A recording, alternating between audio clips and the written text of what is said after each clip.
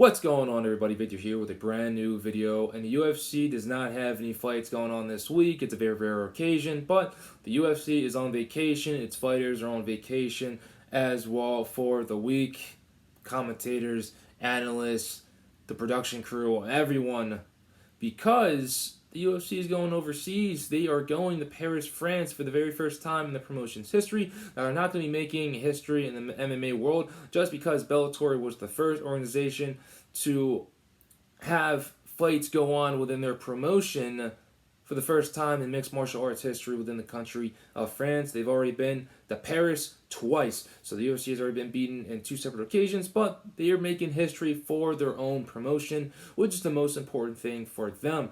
And the fight that's going to be the co-main event, this isn't going to be the headliner, and you guys are probably thinking, that's crazy how this fight isn't the headliner, but Marvin Vettori versus Robert Whittaker is going to be your co-main event for UFC Paris, France. And this is absolutely critical for these two individuals, especially if they want to fight for a title in the future. Obviously, the indications really aren't seriously important because both of these individuals have fought in Israel Adesanya twice and have lost to Israel Adesanya twice. So whoever wins this matchup is not going to have an immediate title fight anytime soon. The only time that these guys can actually fight for the title is when Israel Adesanya has been dethroned from his title reign, which has been going on for a couple years now. That's how dominant he's been within this UFC middleweight division, which is considered one of the most stacked divisions in all of mixed martial arts. But nonetheless, these two individuals are going to be inside of the octagon,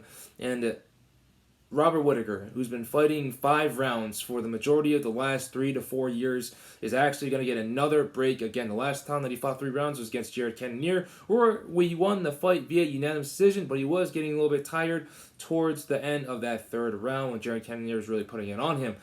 Marvin Vettori has been fighting 5-round fights for the last 2 years now, and now he's getting a break. He's going to be fighting 3 rounds. His last fight was against Paulo Costa, where he ended up fighting him at light heavyweight because Paulo Costa was nowhere near the 185-pound limit.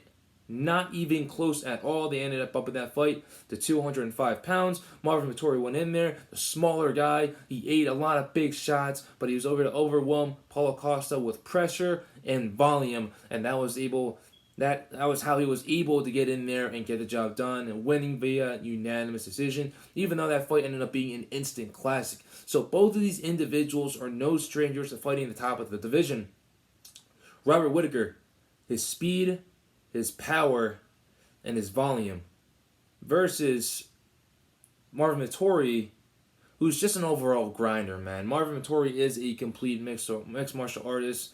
He's got wins by knockout. He's getting wins by submission. And you got Robert Whittaker, who's known for grinding a good amount of fights out and also winning by knockout as well. He had a string of knockouts going into his title fight against, and he was able, because he ended up fighting Yoel Romero for the interim UFC middleweight championship of the world. That was during the time where George St. Pierre won the belt against Michael Bisping, who was the unified champion at that time.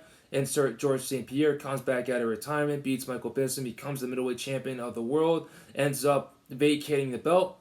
Interim champion Robert Whittaker becomes the actual champion, and then he ended up going on a tear, defending the belt a couple of times, defeating Yoel Romero, and then insert Israel Adesanya, ends up taking it away from him. He's been the champion ever since. And both these individuals who've lost to the current champion twice, like I said, if they win this fight, that's another W on their record, but it doesn't mean that they're going to be getting an immediate title shot anytime soon in the future. But Robert Whittaker has a lot of momentum going into this fight. So does Marvin Vettori as well.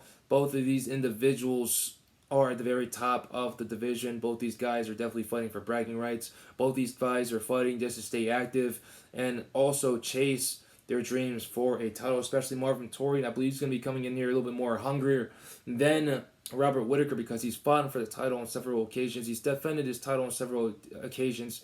He's been to the top. He's been knocked down, and he's been back at the top of the division for a very, very long time. Marvin Vettori has been basically scratching and pawing and basically fighting the best of the best when he was ranked outside the top 15, coming in and getting all the way up to the top 5. He ended up getting to the top 5 when he ended up beating Jack Hermanson. I believe he was outside of the top 10, ended up beating the number 5 guy. I believe he was the number 6 or number 5 ranked at that time, beat Jack Hermanson, and ended up fighting Big Mouth, I believe, right after that. So defeated Jack Hermanson, ended up defeating Kevin Holland, and then ended up getting a title shot against Israel Adesanya, which was the rematch both those individuals had, because in their first fight, Marvin Vettori ended up losing by split decision. He was able to get a couple takedowns against Israel Adesanya, who was still very green in his UFC career at that time, but Israel was able to get his wits to him and defeated Marvin Vettori via split decision. Marvin Vettori ended up fighting him the second time. He did get some takedowns in there, but he wasn't able to hold Israel Adesanya down for too long, and Israel Adesanya was eventually able to get into the driver's seat and drive away with the unanimous decision victory against Marvin Vettori. So, both these individuals are going to be meeting inside of the Octagon next week. The main card's going to be taking place 12 p.m.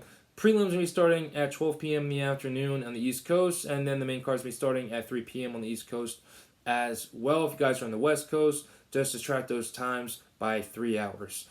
So, when these individuals do meet in the Octagon, I'm going to definitely have to give the edge to Robert Whittaker, because he's been in there with the best of the best, and he's such a powerful individual. I know that Marvin Vettori wasn't knocked out against Paulo Costa when he fought him at 205 pounds and ate an extreme amount of big shots and wasn't knocked down. But every single fight you have, the expiration date for your chin is getting closer and closer and closer. And I believe Marvin's chin got significantly closer towards that expiration date against Paulo Costa because of the amount of punishment that he was taking when those two fought. Now, Robert Whittaker is a master of playing chess inside the Octagon. You guys definitely would have saw that if you all watched the fight that he had with Darren Till. Robert Whittaker is a mastermind inside of the Octagon. He rarely makes any mistakes whatsoever, and he's got some very fluid movement, and he knows how to evade strikes very fluently as well. So it's really hard to hit Robert Whittaker if you're not going in here with a very unorthodox approach to the game. We all know Marvin Vettori is usually trying to get the takedown, especially when he's in unpeculiar situations when he's on the feet. I remember when he fought Kevin Holland. Kevin Holland was basically blazing him up on the feet and hitting him with some crazy shots left and right until he got taken down by Marvin Vettori. That's Marvin's bread and butter right there, is the wrestling. He tends to take his opponents down, smother them while they're on the ground, and eventually get a submission, if not a couple of submission attempts that threaten the finish. So, is Marvin Vettori able to get Robert Whittaker to the ground? It's definitely going to be hard because Robert Whittaker has really good takedown defense at the end of the day. There's not that many people that can be able to take him down besides Joel Romero, who basically won silver in the Olympics, for crying out loud. A silver Olympic wrestler was able to take down Robert Whittaker. No shocker right there. But he was able to get back on his feet on plenty of occasions and win that fight. So I don't believe that Marvin Vettori is going to be able to take down Robert Whittaker. I believe this is going to be a stand-up battle. If Marvin does end up taking down Robert Whittaker, I believe it's going to happen when both these individuals are in a body lock against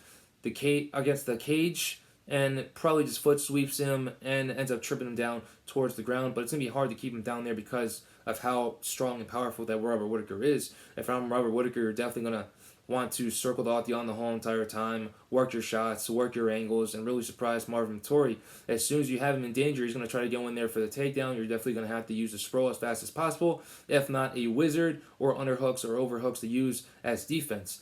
And as we all know, as the game continues to evolve, a lot of fighters like to threaten the submission attempt in order to use it as a defensive counter against the takedowns. So those are just a couple of things that Robert Whittaker is going to have to use against Marvin Vettori. He's definitely going to try to take him down when he's in danger because of the knockout threat that Robert Whittaker presents.